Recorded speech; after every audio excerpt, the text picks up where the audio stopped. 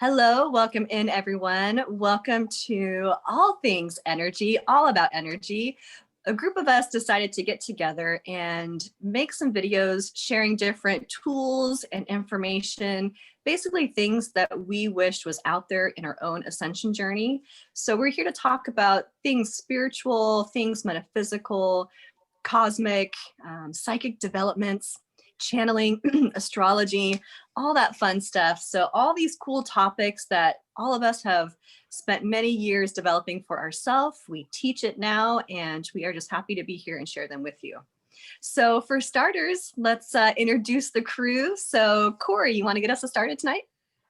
Yeah, sure. Hi, I'm Corey, and I'm a clairvoyant, and also a teacher of clairvoyant. I also practice Reiki and energy healing, and I'm glad to be here, and I'm glad that all three of us could be here together tonight, because we certainly didn't have this when we were going through our ascension process. So that's why we're here tonight, because we want to give you the information. Yes, we do. Thanks, Corey. Yep. How about you, Peyton? Hi, everyone. I'm Peyton. I am an intuitive and a channel. Like Corey, I'm also an energy healer as well. And I help light workers and sensitives unlock their spiritual gifts and master their psychic abilities so that they can live happier, healthier lives. And I'm so excited that we're doing this because it is my passion to share this information with everyone, because this information and these tools that we're going to be talking about are absolutely transformative. I don't think there's anything you can do that will change your life more profoundly than understand these concepts and have some of the tools that we're going to be talking about. So I'm super excited to be here. Yeah. Thank you so much, Peyton. We're excited you're all here too. And then and I am Yaila. I am an intuitive teacher and healer, as well as a theta practitioner. So I really help my clients strengthen their intuition and also clear those subconscious beliefs that get them stuck in everyday life. So that's really been my passion and my life's journey. And of course, partnering with Peyton and Corey, known these ladies for years, and we've actually developed our skills with each other at points in time. So we're all really excited to be here with you all tonight. So for tonight's topic, we are going to be discussing what is grounding and why is it important. Maybe you've never heard of it, maybe you have, but each of us are going to kind of share our own perspective on that, and we'll just jump right in. So Peyton, how about you? How would you like to kick us off tonight with grounding? Sure. Well, grounding, I think, is probably one of the most important things that anyone who is intuitive, sensitive, or spiritual needs to understand. It's really the backbone of our spiritual practice. And it's one of the most important things the guides tell us that we can do to move easily through the ascension process, ground our bodies and stay in our hearts. So what does that mean? Well, grounding to me is really a way to reconnect your physical body with the energy of the planet. Most of us spend our time, surrounded by our electronic devices, wearing rubber-soled shoes, being indoors, and we're separated from the energy of the planet just by our daily life. And so all grounding really is reconnecting yourself. And there's so many different ways to ground your energy, but one of the easiest ways is just to get out in nature. If you can get in the ocean or walk barefoot on the grass, anything that puts you in contact with nature will ground your energy, which basically just cleanses and resets your energetic field. And so one of the ways that I like to teach my clients to ground their energy, especially if they can't get out in nature, maybe you have a job where you're in an office all day, is to also use meditation or visualization practices, which is something all three of us, I think, actually teach, is people to ground their energy through meditation and visualization. Mm-hmm. But you can also just ground your energy. One of the best ways is just to lay on the ground and get the back of your chakras pressed into the ground. It's a great, super quick way that you can drain a lot of that energy that keeps you feeling a little anxious, a little stressed out, a little tense. And that's what grounding helps you do. It helps you balance. It helps you recenter.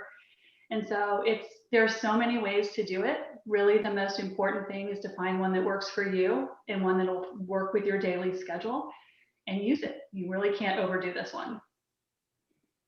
Absolutely. How about for you, Corey? What would you say, what does grounding look like for you and why is it important? And, how would you know you need it? Actually, that's great. That's a great question. And Peyton, I loved your explanation of it. So eloquent, the way that you put that. One of the things about grounding is, for me, is it really keeps me balanced. Before I started this journey, I was in a relationship that went south, and I couldn't focus. I had so much anxiety. It was like a PTSD.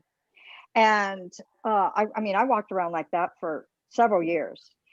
And then when I learned grounding techniques, suddenly all the anxiety and the focus, the lack of focus was all gone. And so I too love to do it in a meditative state with visualization. Say that fast 3 times. That is my favorite way to do it. Though I love going out in nature, being able to, you hear a lot about go hug a tree, and you think, oh no, like hug a tree, really? But it works. It really works. Getting into the water, the ocean. I love to paddleboard, and just getting out there with fresh air instantly takes any of the stress, the anxiety away. And it's connecting to Mother Earth. We live here on Mother Earth. She provides so much for us. And she is really a stable force for all of us. And so visualizing being grounded either into Mother Earth or just on Mother Earth has been life-changing for me. It's kind of Ascension 101 for me, because I always lived in a state of like, ah. And in today's world, it's easy to be in that state of mind. So I ground first thing in the morning. I get up and do my tea and sit down and ground. And I do mine with meditation. I do mine with meditation and visualization. And that's what works for me. Grounding into Mother Earth. And it helps it makes my day go so much better, because I feel connected. I can be in the here and the now. So, and I'll even do it when I'm driving my car. That's next level grounding. If I have to, that's, yes, true. That's grounding 2.0. I love it. Thank you, Corey. That's the next video. I love it. Well, and yeah. But like Peyton and Corey both said, meditate, right? Like Peyton and Corey both said, all of us practice a form of meditation to get grounded. How I think of grounding, it's almost like I'm a big hiker. So when I go hiking, I physically can see the dust and the dirt on my shoes. Sometimes it gets up on my pants. Sometimes it's like in my nail, you just kind of feel the grime all over you. And I think of grounding kind of like that, because when we're moving through our daily life, we're picking up energy from other people. So whether it's people you don't know, your work, things on TV, on the other side of the phone, we're constantly exchanging energy. And what happens is we get other people's, energy particles basically in our space. And what grounding does for me, how I visualize it, it's releasing everybody else's energy and calling back my own. So you just feel more like yourself. So I kind of call it my energetic shower for the day. And like Corey is mentioning, I like to ground first thing in the morning. It just really sets my day up. And then I also like to ground at night if possible. Sometimes that wasn't always the case. But when I first started the energy work, I was working as a health coach with back-to-back phone calls. It's like 15, 20 people a day. So it was like tapping into people's lives and, you know, basically getting their energy in my space all day long. And I had no idea that I was doing that. And I'm a huge empath. And so after a couple months, I was just exhausted. I couldn't, you know, basically function outside of going to work and coming home. I basically went into hermit mode because I was just so impacted by everybody else's energy. When I learned a grounding meditation, I literally started to feel like myself again. And so now the practices that I use, the meditation, I'm also, like I said, a big hiker. So I love to be outside, like Peyton and Corey both mentioned, just connected with Mother Nature. All of us are lucky to live in San Diego, so we can go put our feet in the ocean. But the times when I didn't live in San Diego, or even times where maybe I can't take a trip to the beach, I love to take a nice big Epsom salt bath as well. That's always been kind of my nice release, because there's something about salt water that really cleanses my space, just helps me feel more grounded.